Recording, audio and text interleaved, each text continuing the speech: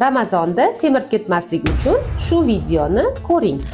Men 16 yildan oshiq tajribali endokrinolog sifatida aytamanki, ko'p bemorlarimizda ro'za oyida 3 kilodan 7 kilogrammgacha vazn yig'ishi kuzatiladi.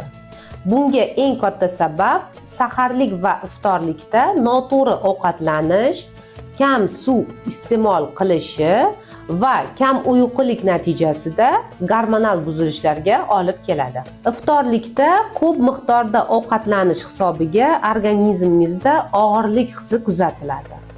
Va kechasi bilan hazm bo'lmagan ovqatdan keyin saharlikda ishtahangiz bo'lmaydi va kam ovqat yeyish hisobiga kun davomida sizda umumiy holsizlik, tez charchash, yotoqchilash, uyquga to'ymaslik va bosh og'rishi ham kuzatilishi mumkin. Shuning uchun men bemorlarimga Ramazon menyusini tayyorladim. Bu qo'llanmani olish uchun menga obuna bo'ling va direktda Ramazon so'zini yozib qoldiring.